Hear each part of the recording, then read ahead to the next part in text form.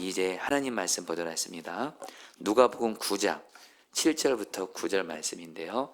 3절 말씀인데 우리 짧으니까 좀 다 같이 읽도록 하겠습니다.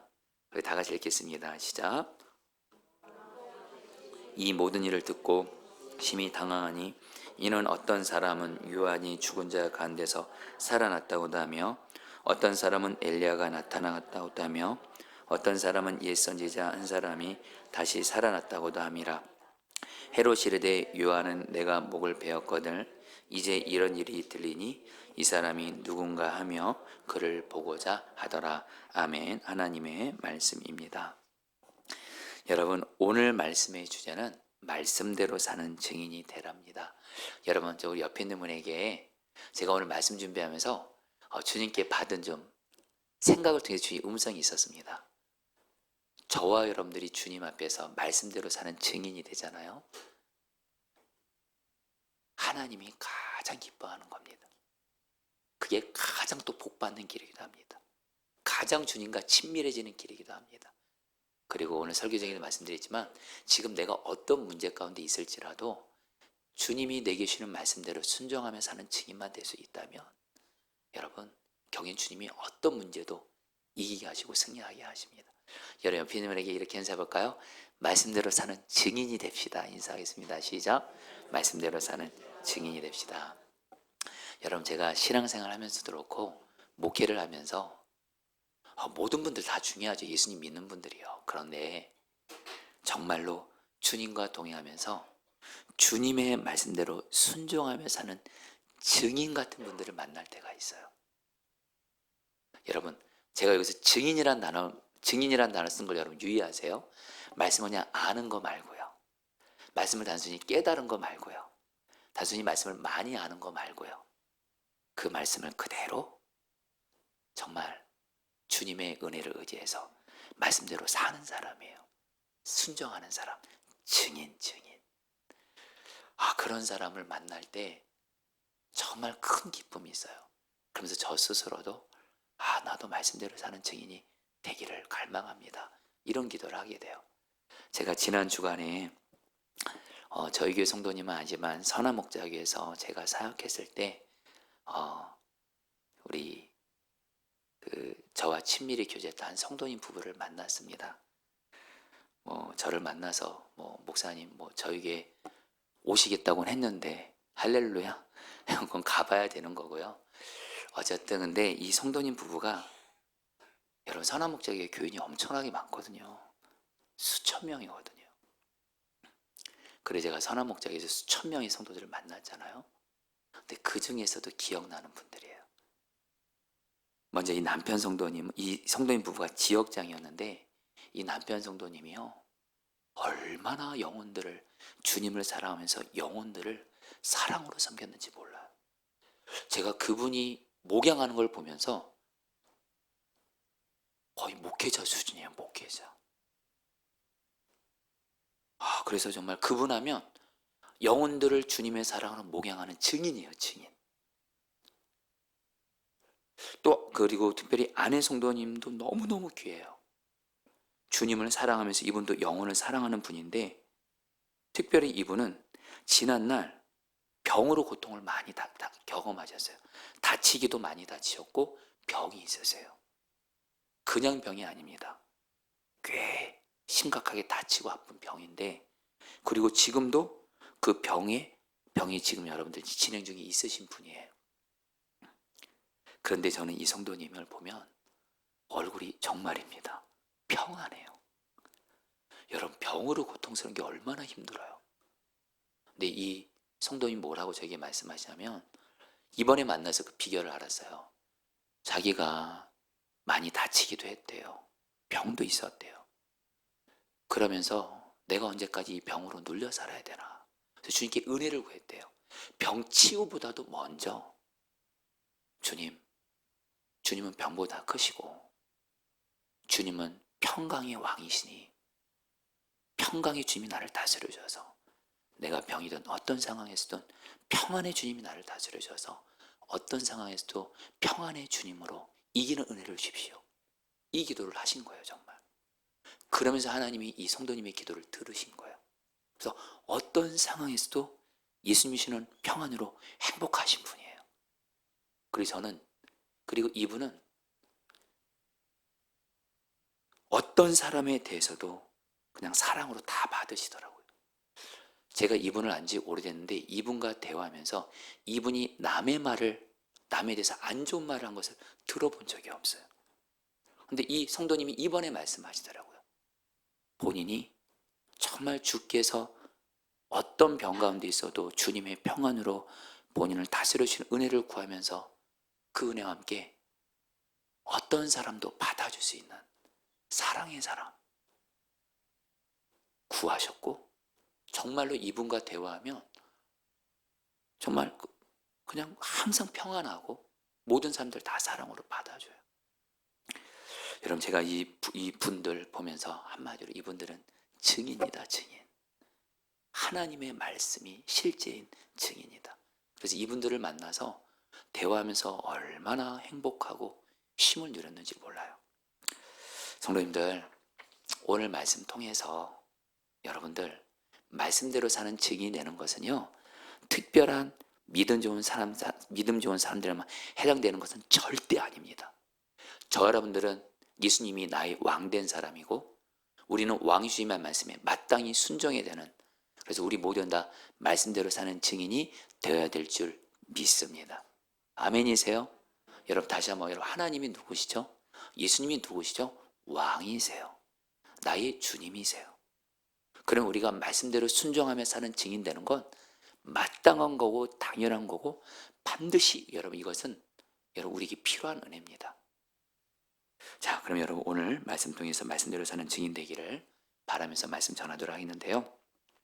오늘 말씀에서 예수님이 하나님의 말씀을 가르치시고 능력을 행하시는 것이 사람들에게 소문이 나면서 바로 유다 왕이었죠. 헤롯도 예수님에 대한 소문을 듣게 됩니다. 그러자 헤롯이 매우 당황해요. 왜냐하면 예수님을 보고 어떤 사람들은 세례 요한이 죽은 사람들 가운데서 다시 살아났다고, 또 어떤 사람들은 엘리야가 나타났다고 하고, 또 어떤 사람들이 예수님을 보고 이 선지자 가운데 한 사람이 다시 살아났다고 말했기 때문이라 그래요. 여러분 7절 8절 말씀 같이 한번 읽어볼까요? 분봉왕 시작. 듣고 심히 당황하니 이는 어떤 사람은 요한이 죽은 자 가운데서 살아났다고도 하며 어떤 사람은 엘리야가 나타났다고도 하며 어떤 사람은 옛 선지자 한 사람이 다시 살아났다고도 함이라. 여러분, 그러니까 이 말씀에서는 근데 헤롯이 예수님에 대해서 다른 사람들이 세례 요한이 다시 죽었다가 살아난 거다 이렇게 말하지만 오늘 말씀과 동일 본문인 마태복음과 마가복음을 보면 좀 다르게 얘기합니다. 그리고 이것이 더 정확합니다. 여러분 마태복음 14장 1절로 2절 말씀 같이 볼까요? 그때가 읽겠습니다. 시작. 그때 분봉왕 헤롯이 예수의 소문을 듣고 그 신하들에게 이르되 이는 세례 요한이라. 그가 죽은 자 가운데서 살아났으니 그러므로 이런 능력이 그 속에서 역사하는도다 하더라. 헤롯이 소문을 듣고 신하들에게 뭐라고 말해요? 바로 헤롯이 세례 요한을 죽였거든요. 이거에 대해서 여러분들 좀 이따 말씀드리겠습니다. 헤롯 왕이 세례 요한을 죽였는데 예수님을 보니까 죽었던 세례 요한의 영이 예수님께 들어가서 다시 살아났다고 헤롯이 생각한 거예요. 그러면서 여러분 헤롯이 뭐예요? 오늘 말씀을 보면 바로 세례 요한이 죽었다가 살아난 바로 예수님을 보고 싶어하고 만나고 싶다 이렇게 얘기를 합니다. 말씀합니다. 9절 말씀 같이 읽을까요? 헤롯이 이르되 읽겠습니다. 시작.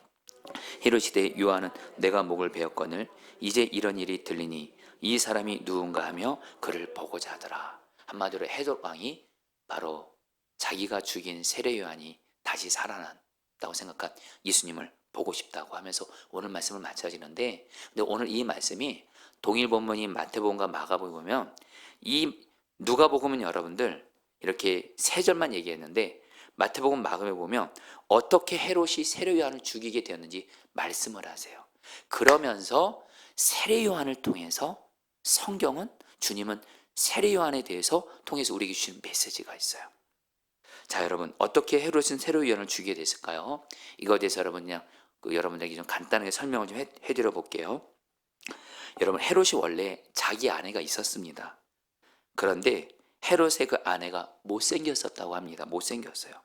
그런 가운데 헤롯의 그 동생이 빌립인데 빌립의 아내의 이름이 헤로디아인데 이 헤로디아가 예쁜 거예요. 그러니까 헤롯이 어떻게 해요? 자기 본처를 버리고 헤로디아의 아내를 바로 헤로디아 자기 동생 빌립의 아내를 자기 아내로 취한 거예요. 나쁜 놈. 그쵸 여러분들? 나쁜 놈이죠 여러분들. 정말 본처를 버리고 여러분들 자기 동생의 아내를 취한 바로 이것은 뭐죠? 하나님의 율법에 입히면 두 가지를 범한 거예요. 간음하지 말라. 간음하지 말라가 뭐죠? 내 배우자 아닌 다른 사람과 여러분 잘못된 관계를 갖는 거예요. 또 근친상간하지 말라. 하나님의 율법을 기준으로 할 때 이 헤롯이 뭐예요? 죄를 지은 거예요. 그러니까 여러분들 뒤에 가서도 말씀드리지만 헤롯이 이렇게 죄를 지으니까 분명히 하나님 율법을 범했거든요. 유대 왕이에요. 유대 왕은 하나님의 율법을 지켜야 되는데 본이 되지 못하고 하나님 율법을 범한 거예요. 근데 그 당시 종교 지도자들이 헤롯에게 잘 보이려고 점수 따려고 그 누구도 헤롯이 죄를 지었다, 간음했다, 근친상간했다, 회개하십시오 이런 말 못하는 거예요. 유일하게 세례 요한만이 헤롯에게 당신은 하나님의 말씀을 어기는 죄를 지었습니다 하면서 헤롯을 책망해요. 그런데 헤롯은 회개하지 않아요. 그리고 세례 요한을 감옥에 가둡니다. 그러면서 헤롯의 아내 헤로디아는 여러분들 헤롯 왕 만나서 이제 왕비가 된 거거든요. 근데 세례 요한이 자꾸 헤롯 왕 보고 정말 죄지었다고 하면서 그러니까 그 헤롯의 그 아내인 헤로디아가 세례 요한을 원수로 여기며 죽이고자 합니다. 그런데 성경은 말해요. 헤로디아가 세례 요한을 죽일 수 없었어요. 왠지 아세요? 헤롯이요 요한을 감옥에 가두긴 했지만 요한이 자기에게 죄지었다고 말하지만 세례 요한을 거룩하고 의로운 삶으로 존경했어요. 그래서 한마디로 헤롯이 요한을 죽이지 않는 거예요. 보호하는 거예요. 그냥 감옥에만 가두는 거예요. 그런데 어느 날 헤롯의 생일 잔치 때 고관들을 포함한 중요한 사람들이 모인 자리에서 헤로디의 딸이 춤을 춥니다.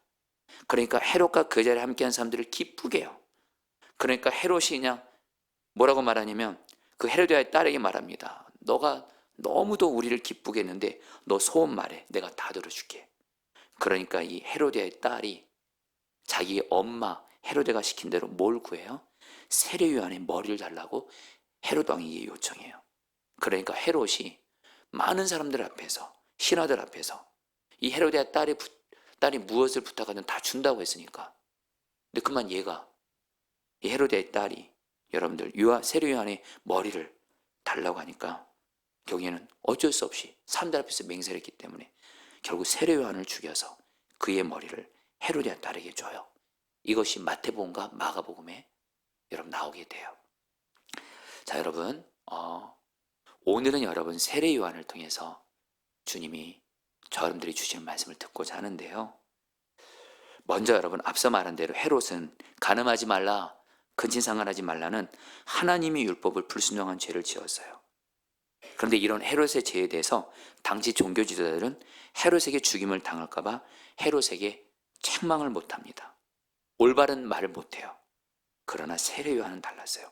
마가복음 6장 18절 말씀 같이 보실래요?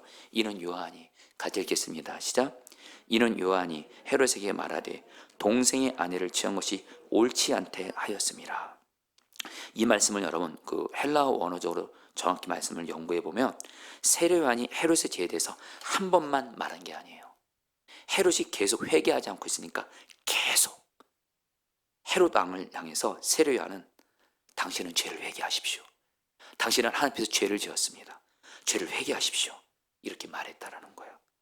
한마디로 여러분 세례 요한은요 비록 헤롯이 왕이고 그런데 그리고 그 헤롯 왕의 그 죄를 책망했다가는 죽임을 당할 수도 있는 상황에서도 세례 요한은요 하나님의 말씀을 바르게 타협하지 않고 전했다라는 거예요. 여러분 이걸 통해서 하나님이 오늘 여러분들에게 주시는 메시지예요. 그것은 뭐냐면 우리도 세례 요한처럼 하나님의 말씀을 어떤 사람들 눈치 보고 어떤 세상의 흐름 따라서 하나님의 말씀 여러분 변질시키고 왜곡시키고 타협하고 그러면서 나누고 전하면 안 된다는 거예요.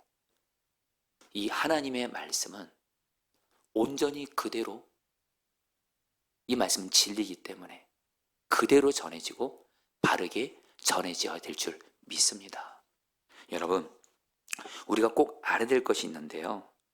여러분, 세례 요한이 헤롯 왕에게 당신 간음했습니다. 근친상간했습니다. 하나님의 율법을 어겼습니다. 이 말은 헤롯 왕을 죽이려고 하는 게 아니고 망하게 하는 것이 아니고 하나님의 말씀을 바르게 전함으로 겨우 헤롯을 살리려고 한 거예요. 우리가 알아야 될 것이 있어요. 하나님의 말씀을 우리는 반드시 하나님을 경외하면서 타협하지 않고 바르게 전해야 되는데요. 왜요? 하나님의 말씀은 이미 바르게 전해질 때 바로 진정 그 올바른 하나님의 말씀만이 사람을 살린다라는 거예요. 오히려 왜곡되게 말씀 전하고 세상과 타협하고 사람에 타협하고 그리고 사람들에게 상처 줄까 봐 두려워서 하나님 말씀 여러분께 올바로 전하지 않고 사람들 귀에 듣기에 좋은 말만 하려고 하고 그러면요, 그것은 그 말씀을 듣는 사람들을 살리는 게 아니고 망하게 하는 길이고 여러분 멸망하게 하는 거예요. 그런 의미에서 우리는 어떤 어려운 상황에서도 하나님 말씀 타협하지 않고 바르게 전해야 될 줄 믿습니다. 사실 오늘 말씀에 들어야 될 첫 번째 대상은 저희 목회자들입니다. 저와 같은 목회자들도 여러분 이 성경 말씀을 보면요, 정말 우리 성도들에게 말씀을 듣는 성도들에게 위로가 되고 힘이 되고 복이 되고 들으면 힘이 나는 그런 말씀도 많아요. 그러나 그런 말씀만 있지는 않습니다. 정말 우리들의 죄에 대해서 정말 책망을 하고 속히 회개하라, 돌이키라. 그러지 않으면 하나님의 징계가 임한다. 이런 말씀도 많습니다. 그래서 여러분 성경은 여러분들 우리에게 은혜가 되는 말씀만 있는 게 아니에요. 어찌되든 말씀을 들을 때 힘들어요. 말씀이 나를 칩니다. 그때 여러분들 중요한 건 저 같은 목회자들은 오늘 말씀에 나오는 세례 요한처럼 정말 하나님을 경외하면서 하나님의 말씀을 바르게 성도들 눈치 보지 않고 전하는 것, 이것이 반드시 절대적으로 필요하다라는 거예요. 그러나 여러분에게 정직하게 고백합니다. 저도 제가 말씀을 전하는 목회자지만 목회자가 가장 힘든 게 여러분 뭔지 아세요? 가장 힘든 것 중에 하나가 성도들 시험 들까 봐, 성도들 상처받을까 봐. 그런데 성경은 여러분들 그럼에도 불구하고 목회자들은 하나님의 말씀을 바르게 전해야 돼요. 여러분 저희 목회자를 위해서 기도해 주시기 바랍니다. 여러분들에게 바른 말씀을 전하는 게 여러분을 위하는 길이에요. 잘못된 길 가고 있는데 죄 계속 짓고 있는데 거기다가 축복을 빌어주고 응답이 있을 거라 그러고 약속이 이루어질 거라 그러고 그게 지금 뭐 하는 겁니까? 그게 아니죠. 하나님의 말씀은 바르고 온전하게 전하는 것이 그 말씀을 듣는 자들을 살리는 길이고 또 그 말씀을 바르게 전하는 자도 사는 길이에요. 여러분 요즘에 우리가 예레미야 말씀 가지고 매일 성경 묵상하잖아요. 마치 오늘 말씀과 딱 연결이 돼요. 예레미야 때 여러분 두 부류의 선지자가 있습니다. 먼저 거짓 선지자가 있어요. 여러분 왜 유다의 시드기야 왕도 그렇고 유다 백성들이 왜 그렇게 하나님의 말씀에 그렇게 계속 불순종했는지 아세요? 중요한 이유 중에 하나가 거짓 선지자들이 있었어요. 하나님과 같은 거짓 선지자들이 하나님은 그렇게 말씀하지도 않았는데 바벨론에게 항복하지 마. 바벨론에게 대항해. 그리고 바벨론에 끌려간 포로들 그리고 빼앗긴 예루살렘 성전 기구들 2년 안에 다시 돌아올 거야. 이러면서 여러분 듣기에 너무 좋은 말이에요. 근데 예레미야는요 하나님의 말씀을 하나님께 들은 그대로 전해요. 여러분들은 이제 하나님 말씀에 불순종해서 하나님이 이미 정하셨습니다. 하나님이 징계를 받아 바벨론의 포로로 끌려가십시오. 바벨론과 싸우지 마십시오. 바벨론에게 항복하십시오. 아무리 바벨론에게 항복하는 것이 수치스럽고 싫어도 죽기보다 싫어도 항복하십시오. 바벨론에게. 그러면 하나님이 생명만은 살리실 것입니다. 바벨론의 포로로 70년 동안 거기서 밭을 가면서 사십시오. 그리고 나서 하나님이 다시 돌아오게 하실 겁니다. 여러분, 예레미야가 전하는 말씀은요, 그 당시에 듣기에 너무 힘든 말이었어요. 거짓 선지자 하나냐가 전한 말씀은요, 듣기에 좋은 말이었대도, 희망의 메시지였대도요, 거짓 희망이죠. 거짓 희망. 여러분, 그러나 우리가 예레미야를 통해서 결국엔 여러분, 이스라엘 백성, 유다 백성들, 시드기야 왕도 그렇고 하나님이 예레미야 선지자를 통해서 하나 주신 말씀을 순종하지 않아요. 이제 앞으로 여러분 예레미야 보면요, 특별히 예레미야 애가도 나중에 보면요, 경히 유다 백성들이 시드기야 왕도 그렇고 예레미야를 통해서 하나님이 주신 말씀, 그 말씀은 분명히 순종하기 어려운 말씀이기도 해요. 자존심 상하는 말씀이 바벨론에게 항복하라고 하니까, 그리고 바벨론 포로로 무려 70년 동안 있을 거라고 하니까, 그러나 그 말씀에 순종하는 것만이 사는 길이었어요. 진정 유다를 위한 길이었는데 그 말씀에 순종하지 않았던 시드기와 유다 백성들은요, 비참한 여러분 죽임을 당하게 돼요. 여러분, 목회자인 저도 그렇고 여러분도 그렇고 이 하나님의 말씀 그대로 올바로 타협시키지 않고 변절시키지 않고 그대로 받아들이고 그대로 나누고 전하는 자 되시기를 축복합니다. 그런 의미에서 여러분 정말 기도해 주세요. 이미 여러분들 미국이랑 이미 유럽 쪽은 여러분 이제 동성애 여러분들 받아들였고, 교회 안에서도 받아들였고, 미국 감리교도 동성애 받아들였고, 여러분 왠지 아세요? 하도 여러분들 동성애를 인정하는 분위기가 여러분 지배하는 거예요. 그러니까 여러분 교회도 따라가게 되는 거예요. 근데 여러분, 저런데 이거 하나만큼 분명, 뭐 교회에서 뭐 다 누가 뭐라고 말하든, 뭐 어떤 목회자가 말하든, 뭐 어느 사람이 말하든, 뭐 대통령이 말하든, 아무리 실려 있고 뭐 그런 사람, 여러분이 성경에서 동성애는 죄라고 말합니다. 아멘이세요? 성경은 하나님은 사람들을 창조하실 때 남자 여자밖에 없습니다. 이 하나님의 진리를 여러분 왜곡해서는 절대 안 돼요. 여러분 지금 이번에 우리 윤영근 권사님 부부 이렇게 저희 교회를 이렇게 좀 파송 오시게 됐어요.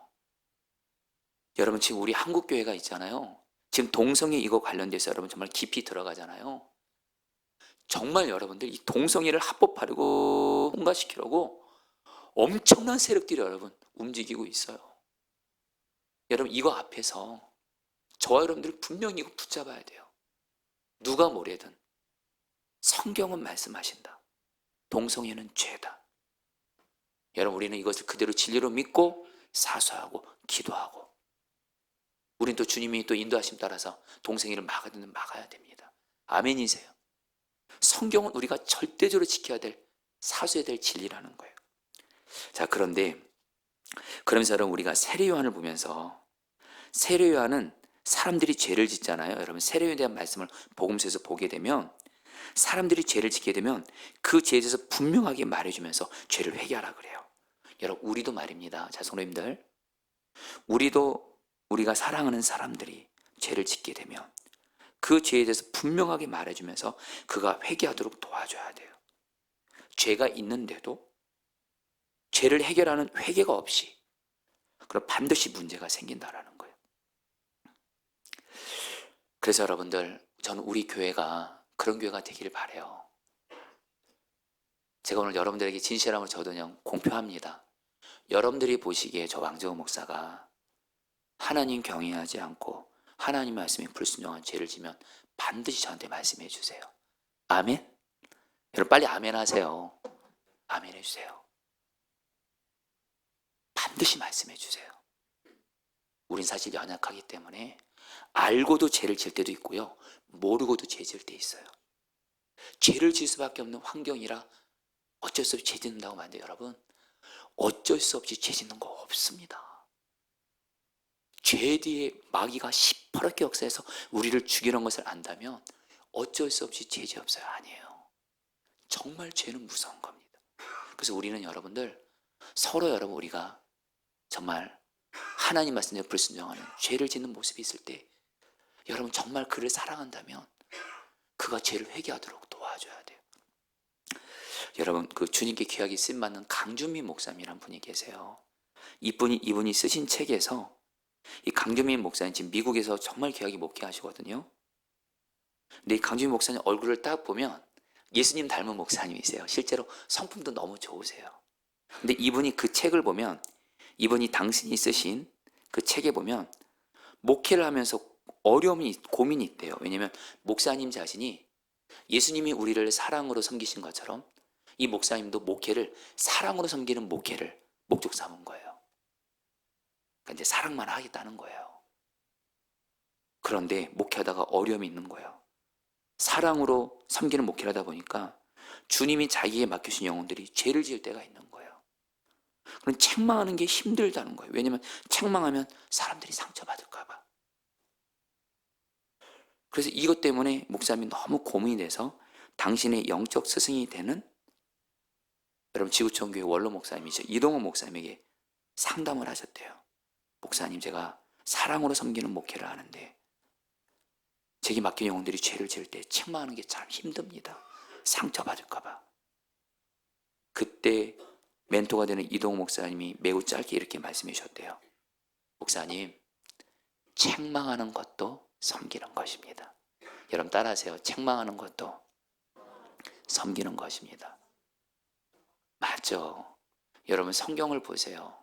구약에서 그렇고 신약에서 그렇고 하나님 예수님은 우리를 사랑하실 때, 우리가 죄 지을 때 어떻게 하시죠? 죄 넘어가시던가요? 반드시 죄를 책망하시면서 우리를 회개하도록 인도해 가시잖아요. 그래서 그 주님의 마음을 아는 사람은 내 주변의 사람들이 죄를 짓잖아요. 그가 상처받고 시험받을 수 있을 것 같아도 여러분 반드시 그 사람의 죄에 대해서 말해줘요. 회개하도록. 여러분 여기까지 듣고 이제부터 내 주변 사람들 죄 지면 내가 이제 책망해주는 사명감을 갖고 해줘야 되겠구나. 여러분, 근데 중요한 건 한 가지 전제가 있습니다. 성경은 말합니다. 반드시 내가 책망하려는 그 사람, 아니 그 사람이 회개하도록 돕는 그 사람을 향해서 반드시 쓰셔야 돼요. 사랑 없으면 말하시면 안 돼요. 이건 저에게도 하는 얘기예요. 내가 어떤 사람이 잘못하고 있어요. 죄를 짓고 있어요. 근데 내가 그 사람에서 판단하는 마음이 있어요. 정죄하는 마음이 있어요. 마음이 안 들어요. 솔직히 사랑 안 하고 있어요. 그럼 말하시면 안 돼요. 그럼 더 상처만 줄 뿐이에요. 변화되지도 않습니다. 여러분, 우리 예수님은 어떻게 하셨죠? 여러분, 그리고 여러분 다 우리 하나님이 우리의 죄를 책망하실 때 우리는, 여러분들 하나님한테 상처받으신 분 계세요? 하나님, 정말 저도 제 안에 주님이 계시지만 주님이 저의 죄에 대해서 저는 수시로 회개합니다. 수시로 회개해요. 지난 주간에 여러분 아침에 이렇게 저희 아이들 픽업하는데 이렇게 제가 누구라고 말은 안 해요. 그냥 이 아이가 갑자기 신경질 나서 아빠한테 짜증을 부려요. 여러분 이게 뚜껑이 열리더라고요, 여러분. 그래서 여러분 순간 조금 감정으로 말했다가 주님 바라면서 이러면 안 되지. 주님이 사랑으로 자녀 노엽게 하지 말고 양육하랬어요. 그래서 여러분 인간적인 감정 십자가 못 받고 그에게 사랑으로, 그러면서도 한편으로 또 엄하게 얘기를 해줬는데 그리고 나서 주님이 그걸 회개하게 하시더라고요. 더욱 정말 아이를 노엽게 하지 말라는데 그 한순간 그랬던 거 회개하라고 그러시더라고요. 근데 여러분 저는 주님께 상처받지 않아요. 너무 감사해요. 왜요? 주님은 저에게 죄에 대해서 말씀해 사랑이시거든요. 사랑. 여러분 마치 의사가 암 환자를 치유할 때 암 환자의 생명을 지켜가면서 암을 제거해야 되잖아요. 그렇죠, 여러분들? 어떤 사람이 암이 있다고 여러분 그 사람이 암을 제거한다고 그 사람의 생명까지 여러분 생각 안 하면, 암 제거하다 그러면 사람 생명 잃을 수 있잖아요. 의사는 반드시 암 환자의 생명을 지켜가면서 암을 제거해야 돼요. 똑같습니다. 우리도 바로 죄가 암과 같은 거죠. 영적으로 다른 사람에게 암 같은 죄 같은 것이 있을 때 우리가 그의 생명을 지켜가는 것이 바로 뭐냐? 사랑으로 섬기는 거예요. 사랑이 반드시 있어야 된다는 거예요. 그래서 주님께 사랑을 먼저 구하셔야 된다는 거예요. 이전에 나눴지만 좀 다시 한번 좀 나눠볼게요. 오늘 말씀과 너무 그대로 연결되기 때문에 그래요. 제가 우리 그 선한목적에 사역할 때 제가 사랑하는 성도님이 교회 리더세요. 근데 이분의 직업이 뭐냐? 카지노합니다. 카지노. 여러분 카지노가 뭔지 아시죠? 도박입니다. 도박. 근데 이 성도님이 도박을 한 거예요. 그리고 카지노를 통해서 돈을 엄청 법니다. 그리고 그 돈으로 목회자들을 섬기려고 하고 교회도 헌금도 많이 하셨어요. 그런데 이 성도님은 카지노가 죄인 걸 알면서도 카지노를 멈추지 않아요. 왜냐하면 돈이 따라오니까. 그래서 교회에서도 어느 정도 인정도 받으니까. 그러다 보니 주변에서 이 성도님에게 카지노를 하지 말라고 누구도 말을 못하는 거예요. 그런데 주님이 어느 날 그 성도님이 제가 섬기는 교구로 오게 된 거예요. 그 성도님이 저에게 주님 맡겨줬는데 그분이 교회 리더인 거예요. 주님이 저에게 그런 마음 주세요. 그 성도에게 카지노 하지 말라고 말하라는 거예요. 주여. 여러분은 이렇게 편하게 얘기하지만 그래서 제가 주님 말씀에 순종해야 되잖아요. 맞거든요. 그래서 그 성도님과 개인적으로 만나자고 했어요. 그래서 정말 기도해서 하나님 먼저 이분을 향한 사랑을 먼저 주십시오. 그런 가운데 이분에게 카지노 하지 말란 말을 이분이 잘 받게 해주십시오. 기도하고서 이분에게 정말 어렵게 사실은 처음엔 좀 돌려가면서 여기는 성도님 카지노 하시면 안 됩니다. 도박입니다.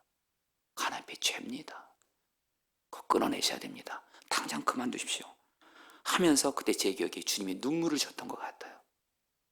눈물로 이 성도님이 카지노를 그만하라고 하니까 이 성도님이 목사님 너무 감사하다고, 나 이제 카지노 그만두겠다고 이렇게 한 것이 아니고 목사님 어려운 얘기 하셨네요.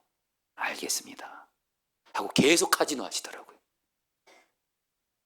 그런데 시간이 지나고 나서 결국엔 주님이 이분의 카지노를 망하게 하세요. 그리고 이분은 비록 이제 돈은 벌지는 못해도 이 일을 통해서 하나님 앞에 바로 서게 됩니다.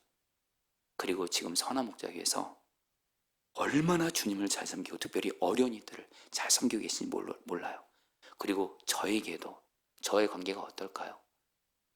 그냥 그때 그 말을 한 것 때문에 어려운 관계가 아니라 감사한 이분이 그걸 알아주시더라고요. 나중에 목사님이 나 사랑해서 그렇게 말해줬구나. 그래서 지금은 정말 친밀한 관계를 유지하고 있어요. 제가 선화목자에 가끔 가면 저를 보면 그냥 거의 죄송합니다 여러분 예수님 보는 것처럼 맞아줘요. 여러분 우리에게 맡겨진 영혼들을 사랑으로 그러면서 죄를 회개하도록 세례요한처럼 섬기는 자 되시기를 바랍니다. 그러면서 여러분들 우리가 하나님의 말씀을 바르게 사람들에게 나누고 전하기 위해선 우리 자신이 먼저 말씀을 바르게 알아야 돼요. 여러분 좀 따라해 봅시다. 말씀을 바르게 전하기 위해 말씀을 바르게 알자. 말씀을 내가 바르게 알아야 다른 사람들에게 바르게 전하죠. 내가 말씀을 잘못 알고 있어요. 성경을 제대로 알지 못하고 있어요. 다시 한번 여러분 저는 이 성경을 여러분들 제가 알면 할수록 여러분 제가 뭘 깨닫는지 아세요? 내가 말씀을 정말 몰랐구나. 말씀을 여러분 부분적으로 보면요. 몇 절 부분 어떤 한 책 그것만 치우쳐서 보면요. 하나님 말씀 바르게 알 수 없습니다. 성경 말씀은요. 66권 전체를 정말 다 알아야 되더라고요. 그래서 하나님이 66권 주신 거예요. 아멘이세요? 여러분 아멘 하자고요. 하나님이 저 여러분들에게 이 성경 66권을 주었대요. 66권. 그리고 이 말씀이고 주님이라면서요. 이 모든 말씀은 다 하나님의 말씀이에요. 성도님들 여기 있는 이 66권 모든 말씀이 다 하나님의 말씀이에요. 그럼 우리는 그 말씀을 알아야 되죠. 이 말씀을 알면 하나님을 알게 되는 거예요. 온전히. 그리고 하나님의 말씀도 바르게 전하는 거예요. 여러분 저는 제가 이전에 정말 하나님의 말씀을 부분적으로 치우쳐서 할 때가 있었어요. 그래서 치우치게 전하고 올바르지 못하게 전하고 그랬던 적이 솔직히 있었습니다. 그러면서 여러분 제가 그러면 지금은 제가 그러면 하나님 말씀을 바르게 전하군요. 여러분 제가 진실하고 고백할게요. 저는 여전히 하나님의 말씀을 바르게 알기 위해서 힘쓰고 있습니다. 이 말씀은 읽고 묵상하고 연구하면 연구할수록 하나님의 말씀을 더 바르게 깊게 알게 하시는 거더라고요. 여러분 제가 이번에 왜 구약 성경 통독하는 줄 아세요? 성도인들을 말씀으로 섬기기 위해서도 하는 거지만요. 제가 또 중요한 한 가지 이유가 있어요. 저 자신이 창세부터 말라기까지 이번 기회에 말씀을 다 읽을 거예요. 창세부터 말라기까지 이번 여름방학 동안 이 말씀에 나를 드릴 거예요. 그래서 구약에 나타나는 구약 말씀을 통해서 하나님의 말씀을 바르게 알고 싶어서, 그래서 여러분 제가 구약 성경 통독하는 거예요. 제가 그래야지 말씀을 바르게 알아야 여러분에게 바르게 전할 수 있잖아요. 아멘이세요? 여러분, 근데 이것은 목사만 해당되는 게 아니에요. 여러분들도 하나님의 말씀을 바르게 알아야 바르게 전합니다. 그리고 여러분 특별히 요즘에 정말 유튜브에 별의별 말씀들이 다 있습니다.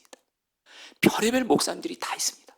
이거는 여러분 제가 그분들을 판단하고 정죄하는 것이 아니라, 여러분 유튜브에서 어떤 목사님이 무슨 말씀 전할 때, 그리고 좋아요, 포도나무 교회에서도 저를 포함해 우리 목사님들이 말씀 전할 때, 여러분 목사의 말은 진리다, 그런 말은 없습니다. 마치 베레아 교인들처럼 말씀 들으면 내가 성경을 바르게 알잖아요. 성경 말씀 가지고 어떤 목사님의 말씀도 분별할 수 있는 실력이 되어야 될 줄 믿습니다. 동의하시면 아멘 하세요. 그게 여러분 신앙 바르게 믿는 거예요. 목사님들의 설교에 의존하고, 여러분 반드시 그 신앙은 여러분 연약합니다. 내가 성경을 알아요. 말씀을 바르게 알아요. 그럼 어떤 목사님이 무슨 말씀을 해도 저 목사님이 이 말씀은 바르게 하시지만 이건 아니네? 그럼 여러분 바르게 들은 것만, 바른 말씀만 받아들이시는 거예요. 아무리 훌륭하고 여러분 아무리 인격이 좋고 아무리 교회가 크고 아무리 어떤 목사님이 말해도 성경을 반하게 말하거나 왜곡되게 말하면 받아들이지 마세요. 아멘이세요? 여러분 이전에 국민일보에서 어떤 한 교회를 개척한 젊은 목회자가 교회를 5년 정도 개척했는데 여전히 자신은 설교를 잘하지 못하는 것 같다고, 그리고 교회는 여전히 이렇게 성장하고 있지 않아서 한국계 종교 만든 목사님 박종수 목사님이라 계세요. 이 목사님 아주 말씀의 사람이세요. 이분에게 상담을 한 내용이 그 신문에 나와 있더라고요. 박종수 목사님에게 이 젊은 목회자가 상담합니다. 목사님, 제가 5년 정도 교회를 개척했는데 제가 설교를 잘 못하는 것 같아요. 교회도 성장하지 않는 것 같아요. 어떻게 해야 될까요? 그때 박종수 목사님이 그분에게 조언한 내용을 이렇게 거기 나와 있는데 제가 이걸 한 번 읽고 메모해 놨어요. 그리고 제 마음에 평생 새기기로 했어요. 박종수 목사님이 이렇게 조언하시더라고요. 목사님, 설교를 잘하려고 하지 말고 하나님 앞에서 하나님의 말씀을 바르게 전하기만 하십시오. 목회를 잘하려고 하지 말고 하나님 앞에서 하나님의 말씀대로 바르게만 목회하십시오. 그러면 하나님이 하나님의 때에 일하십니다. 아멘이세요? 저도 그렇고 여러분도 그렇고 이 하나님의 말씀 바르게 알고 이 말씀 따라서만 가면 그것으로 충분한 줄 믿습니다. 그래서 여러분 세례요한이 정말 귀한 게 뭐냐면요, 세례요한은 하나님부터 말씀을 받았거든요. 하나님의 말씀이 세례요한에게 임하더라. 여러분 세례요한이 정말 은혜가 된 게 광야에서 말씀을 전했거든요. 근데 광야에서도 사람들이 몰려와요. 왜요? 세례요한이란 하나님의 참된 말씀이 임했고 그 참된 하나님의 말씀을 전하는 자였거든요. 그런데 세례 요한은요, 하나님의 말씀을 바르게 알았고 하나님의 말씀을 바르게 전한 것뿐만 아니라 아주 중요한 것이 또 있어요. 세례 요한은 하나님의 말씀대로 사는 증인이었어요. 마가복음 6장 20절 세례 요한에 대해서 이렇게 말합니다. 같이 한번 읽어볼까요? 헤롯이 요한을, 시작. 헤롯이 요한을 의롭고 거룩한 사람으로 알고 두려워하여 보호하며 또 그의 말을 들을 때 크게 번민을 하면서도 달갑게 들음이러라. 여러분 헤롯 왕이 세례 요한이 자기가 죄졌다 그러고 자기를 여러분 책망해도 헤롯이 요한을 어떻게 했다고요? 의롭고 거룩한 사람으로 인정했다는 거예요. 세례 요한의 말을 들으면서도 고민을 하면서도 달갑게 들었다는 거예요. 이유는 뭘까요? 헤롯이 보기에 세례 요한은 하나님의 말씀대로 사는 증인이었어요. 단순히 말씀만 알고 단순히 말씀만 전하는 사람이 아니라 그 말씀을 삶으로 말씀대로 사는 증인이었기 때문에 여러분 이거는 성경에서도 말하는 여러분 진리고요. 하나님의 말씀을 하나님의 말씀대로 사는 사람이 전하잖아요. 그럼 여러분 어떤 일이 생기는 줄 아세요? 제가 이렇게 우리 특별히 선한 목적에서 그런 경우를 많이 봤어요. 목사님이나 전사님들 보면 하나님의 말씀을 이렇게 설교할 때 서투름이 있어요. 근데 그 말씀대로 그대로 살기를 힘써요. 그러면서 성도들에게 성도님들 하나님의 말씀대로 사셔야 됩니다 그러잖아요. 그 설교엔 기름 부음이 있어요. 말씀의 증인이니까. 근데 말씀이 화려해요. 해석도 기가 막히게 해요. 예화도 너무너무 감동적이에요. 근데 말씀으로 살지 않잖아요. 하나님의 역사가 달라요. 여러분, 세례 요한이 이렇게 강력할 수 있었던 건 말씀도 바르게 알고 말씀도 바르게 전했을 뿐만 아니라 세례 요한은 말씀대로 사는 증인이었기 때문에, 그래서 헤롯이 세례 요한을 종교한 거예요. 그래서 함부로 못한 거예요.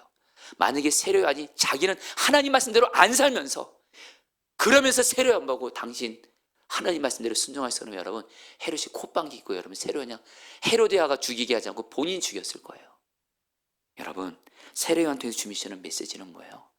우리 모두는 반드시 하나님의 말씀을 바르게도 알아야 되고 하나님의 말씀을 바르게도 전해야 되지만 하나님 말씀대로 순종하는 거, 증인되는 거 반드시 필수인 줄 믿습니다. 제가 갈망하는 사람이 있어요. 구약의 에스라.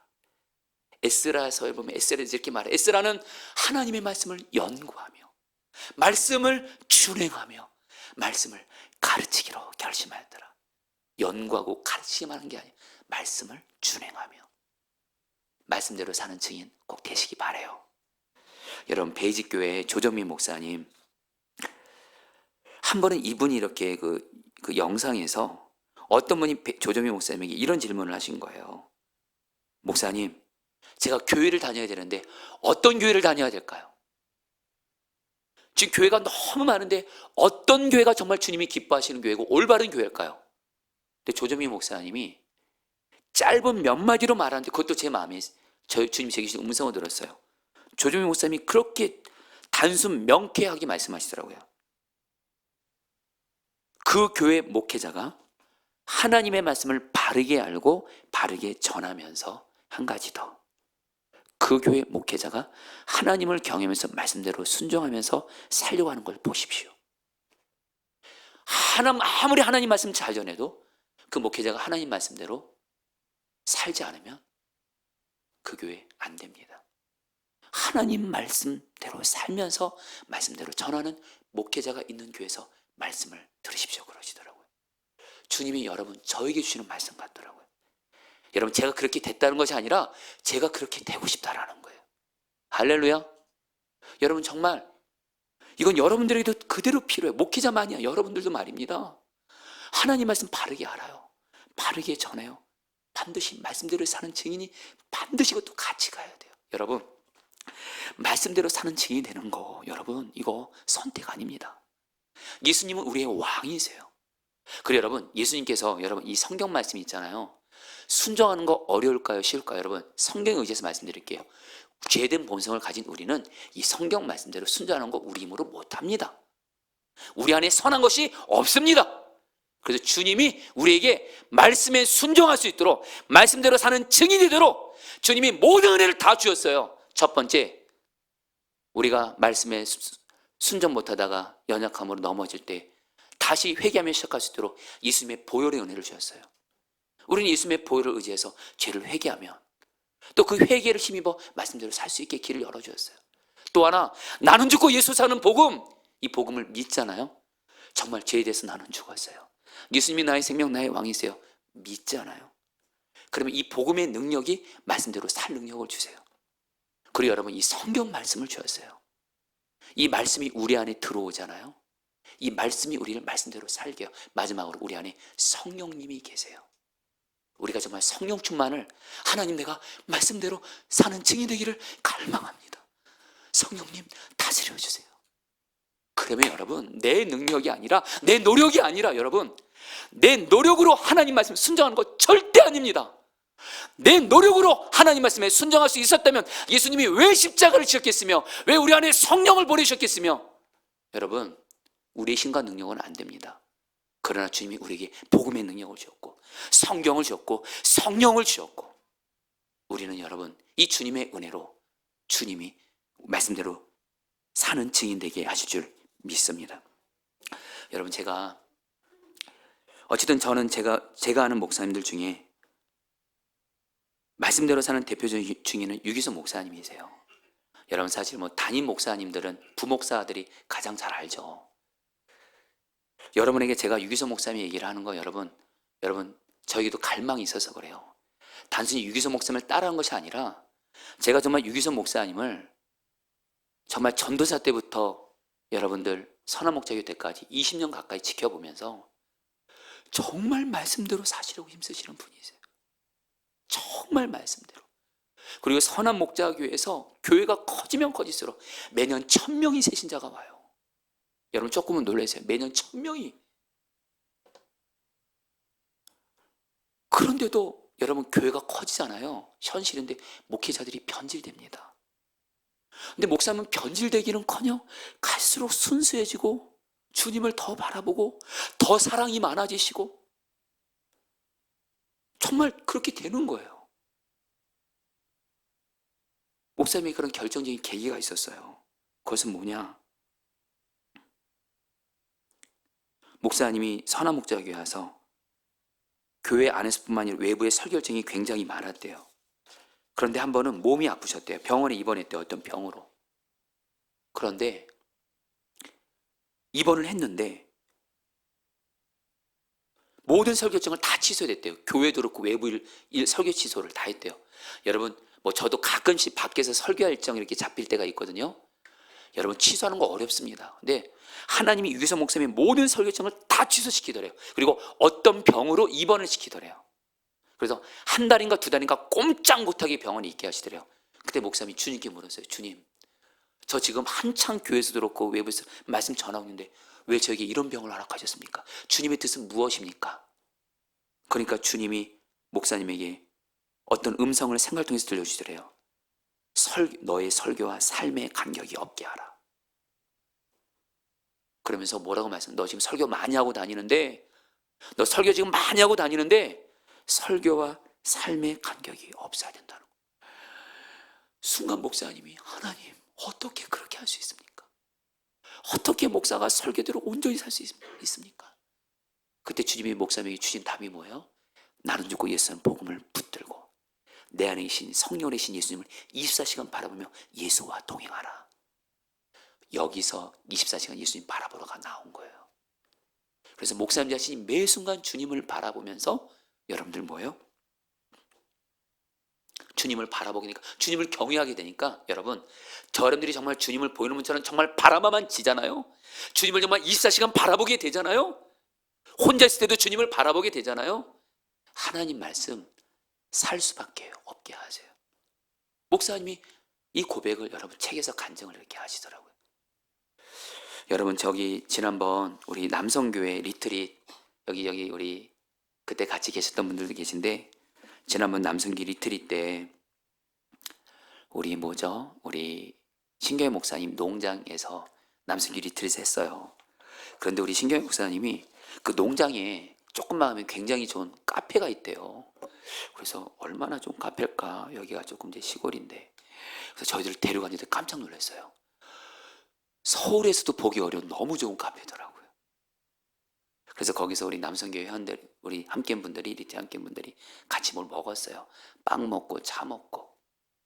그리고 나서 끝나고 나서 우리 너무들 행복했어요. 그런데 그 끝나고 나서 우리 남성교회장이 우리 유영환 권사님이 카톡방에다가 남성교 리트릿 사진을 쭉 올리면서 그때 함께분들이 정말 행복했거든요. 그래서 섬겨주신 모든 분들께 감사하다고, 농장 이렇게 섬겨주신 우리 신경 목사님께도 감사하고, 그러면서 저기 우리 담임 목사님이 이렇게 카페에서 빵도 섬겼다고 이렇게 올리신 거예요. 여러분들, 제가 그걸 보고 제가 뭐라고 거기다 글을 달았냐면, 사실은 제가 우리 남성교회 리틀 함께한 분들 빵을 제가 섬기려고 했거든요. 근데 그때 어떤 한 성도님이 정말로 그냥 성도들을 다 섬기겠다 그래서 차랑 빵을 다 섬기신 거예요. 제가 돈을 못 내게 하신 거예요. 이분이 다 하신 거예요. 근데 우리 성교장님은 제가 빵값은 제가 낸 줄 알고 계셔서. 그래서 여러분들, 제가 순간 주님을 바라보는데 이건 주님과 저와의 관계예요.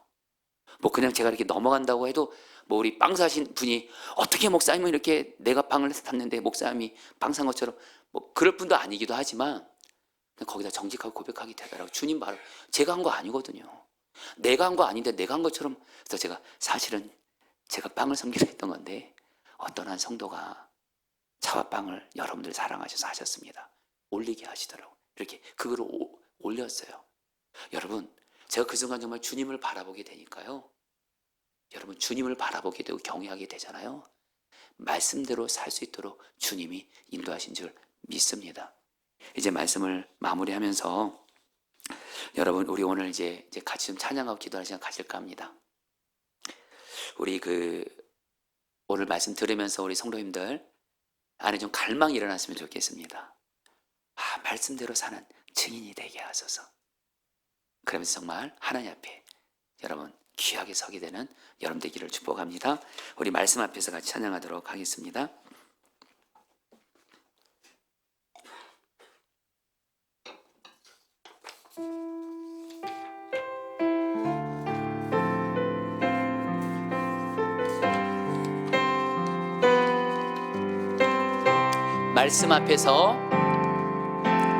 말씀 앞에서 경외함으로 주께 홀로 섭니다.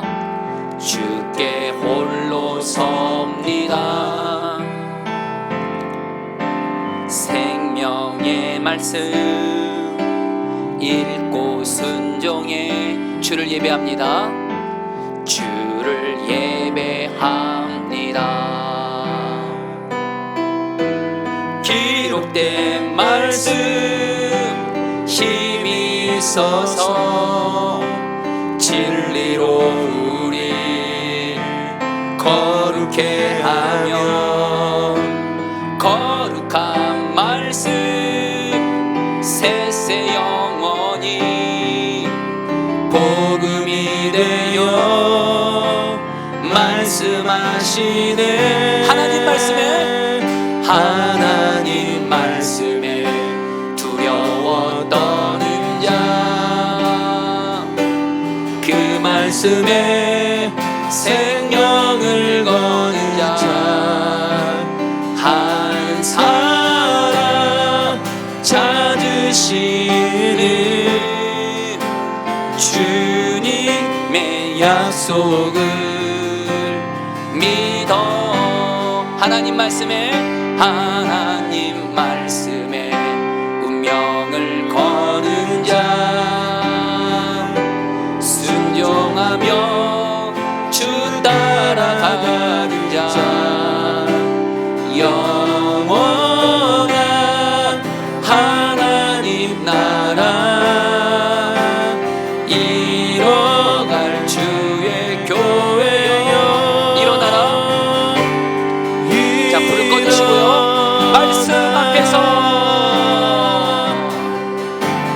말씀 앞에서 경외함으로 주께 홀로 섭니다. 생명의 말씀 읽고 순종해 주를 예배합니다. 주를 예배합니다. 기록된 말씀 힘이 있어서 진리로 우리 거룩해 하며 거룩한 말씀 세세 영원히 복음이 되며 말씀하시네.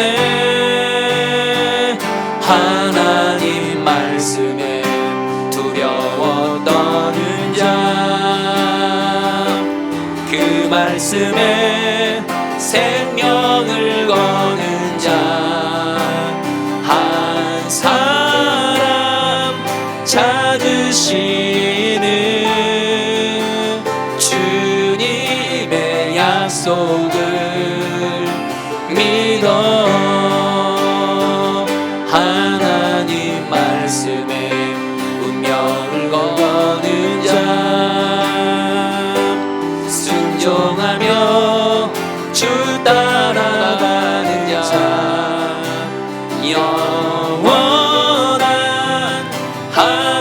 하나님 나라 이뤄갈 주의 교회여 일어나라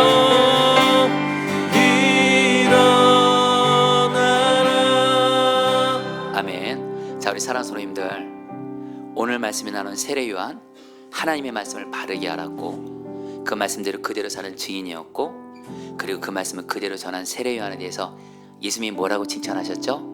여자가 낳은 사람 중에 가장 큰 자다.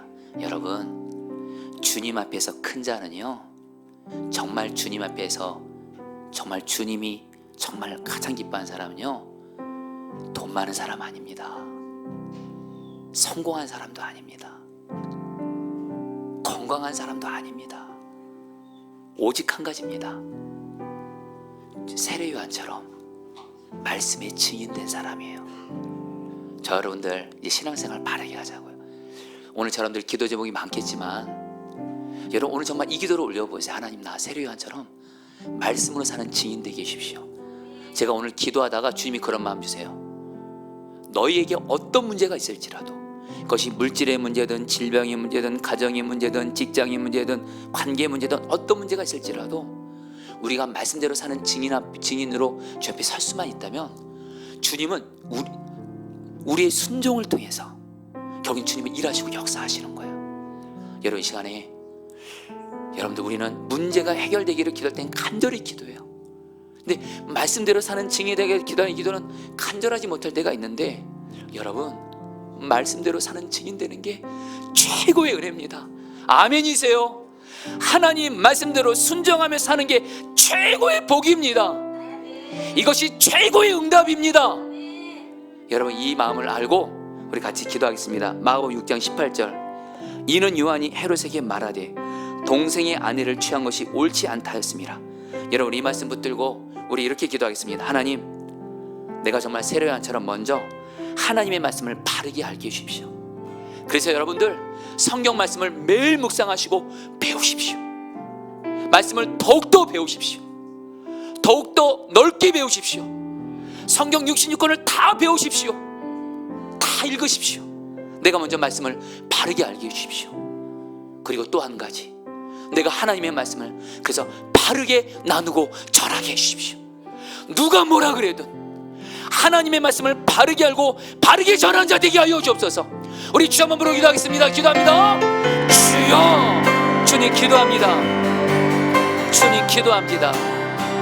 주님 말씀의 사람 되게 하소서.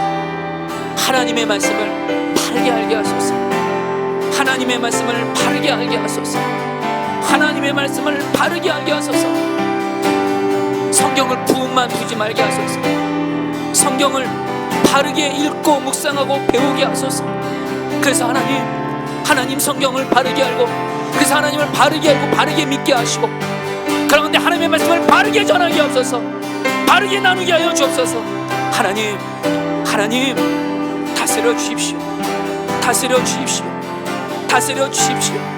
역사해 주십시오.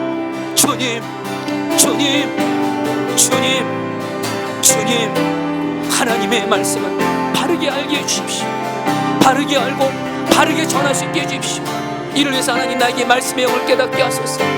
나로 하나님의 말씀을 바르게 알게 하소서. 하나님의 말씀을 바르게 알고 전할 수 있게 하여 주시옵소서. 주님 다스려 주시옵소서. 아멘. 여러분, 주님이 마음 주어서 여러분 이 기도를 좀 두 번째 기도를 했습니다. 여러분, 하나님의 말씀을 바르게 살고 말씀대로 사는 증인이 되고 말씀을 바르게 전하기 위해서 가장 첫 번째는 일단 말씀을 알아야 됩니다. 성경 말씀을 바르게 알아야 되면 성경을 사랑해야 됩니다. 말씀 묵상하는 게 즐거워야 돼요. 말씀 배우고 공부하는 게 즐거워야 돼요. 이거 지금 나에게 여러분들 말씀을 묵상하는 게 부담이 되고 하기 싫고 어려워 보이고, 그리고 자꾸 이렇게 말씀 묵상하기 전에 자꾸 다른 일부터 먼저 시작하고 그런다면 여러분 정말 여러분 이 은혜를 구하세요. 하나님, 나 성경 말씀을 사랑하는 은혜를 주십시오.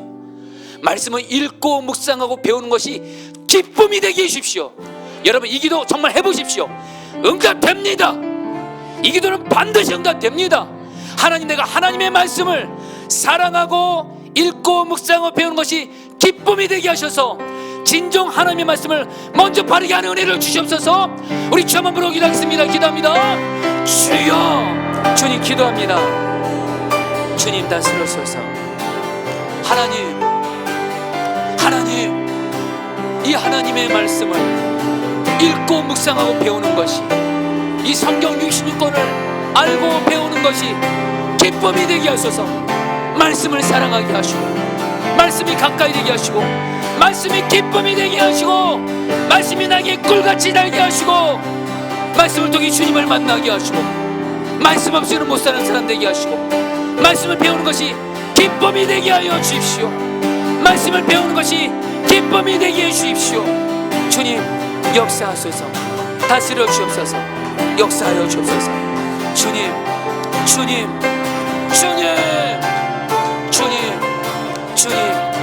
다스려 주시옵소서. 역사하소서. 우리에게 말씀을 사랑하는 부흥을 주소서. 말씀을 사랑하는 부흥을 주소서. 말씀이 즐거움이 되는 부흥을 주소서. 이 기도를 받으시고 응답하여 주시옵소서. 다스려 주시옵소서. 마가복음 6장 20절 말씀입니다. 헤롯이 요한을 의롭고 거룩한 사람으로 알고 두려워하여 보호하며 또 그의 말을 들을 때 크게 번민을 하면서도 달갑게 들음이로라. 우리 성도님들, 우리가 하나님의 말씀을 바르게 알았다면 그 말씀을 전하려면 반드시 내가 말씀대로 사는 증인이 돼야 됩니다. 이거는 선택이 아닙니다. 내가 말씀대로 살지 않으면서 가족들에게, 사람들에게 말씀대로 살라 역사할 리가 없습니다. 물론 말씀 그 자체가 능력도 되겠지만 하나님은 말씀의 증인을 통해서 말씀이 말씀되게 하세요. 사실 우리가 가정에서 말씀대로 사는 증인 되면 우리 가족들은 나를 통해서 주님을 보게 될 것입니다. 내가 교회에서 말씀대로 사는 증인이 되면 주변 사람들 나를 통해서 주님을 보게 될 거예요. 주님이 사람들을 변화시키고 살리실 거예요. 다른 사람 탓할 것도 없고, 여러분 내가 말씀대로 사는 증인 되게 하소서. 특별히 여러분들, 다시 한번 우리는 내심과 능력으로 말씀대로 사는 증인 될 수 없습니다.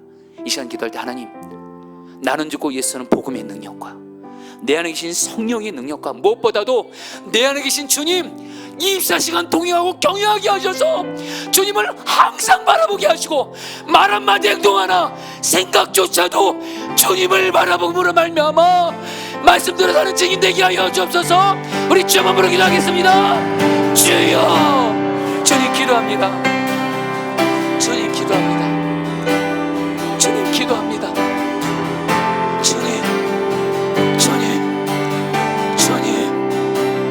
말씀대로 사는 증인 되게 하소서.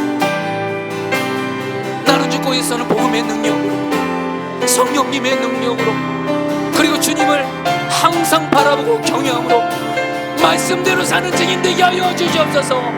어떤 하나님의 말씀도, 어떤 어려운 하나님의 말씀도 능히 순종이 되어지게 하소서. 내가 순종하기 싫어하는 어떤 말씀도, 순종하기 어려운 어떤 말씀도 나는 죽고 예수라는 복음의 능력으로, 성령님의 능력으로 주님을 항상 바라보면서 생각과 말과 행동에 있어서 말씀대로 사는 증인이 되게 하여 주옵소서. 증인이 되게 하여 주옵소서. 증인이 되게 하여 주옵소서. 증인이 되게 하여 주옵소서. 증인이 되게 하여 주시옵소서. 주님 말씀대로 사는 증인이 되게 하소서. 말씀대로 사는 증인이 되게 하소서. 말씀대로 사는 증인이 되게 하소서. 주님 다스려 주십시오. 역사해 주십시오. 감사합니다. 찬양합니다. 이 시간 마지막으로 여러분들, 주님의 마음 주신 분들은 강단 앞으로 나오셔서 이렇게 기도하시면 되겠고요. 여러분 마지막 기도는, 여러분 오늘 말씀에서 제가 이렇게 충분하게 나누지 못했지만 우리가 인간적인 눈으로 볼 때 세례 요한은 헤로디아의 딸에 의해서 비참하게 죽임을 당하죠. 이건 인간적으로 볼 때 실패한 것 같죠, 그렇죠 여러분들? 그러나 아닙니다. 예수님은 세례 요한이 여자가 낳은 중에 가장 큰 자고, 여러분 하나님 나라에서 세례 요한은 하나님 앞에서 큰 자라고 인정받아요.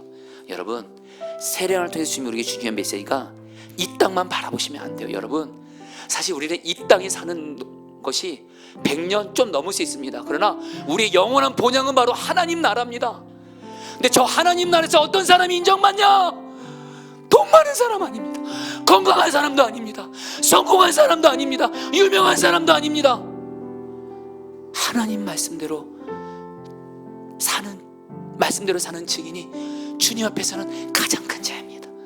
여러분 시간에 기도하겠습니다. 주님, 결국에는 하나님 앞에서, 하나님 나라에서 주님이 가장 크게 인정하는 자는 말씀대로 사는 증인이오니, 주님, 내가 이 땅에 사는 동안 하나님 나라에서 하나님 보시기에 가장 큰 자는 말씀대로 사는 증인인 걸 기억하면서 말씀대로 사는 증인 되게 하여 주셔서, 말씀대로 살다가, 말씀대로 사는 증인으로 살다가 주님 앞에 섰을 때 너는 말씀대로 살았구나 인정받는 자 되게 하여 주옵소서. 우리 마지막으로 주 한번 부르고 기도하겠습니다. 기도합니다. 주여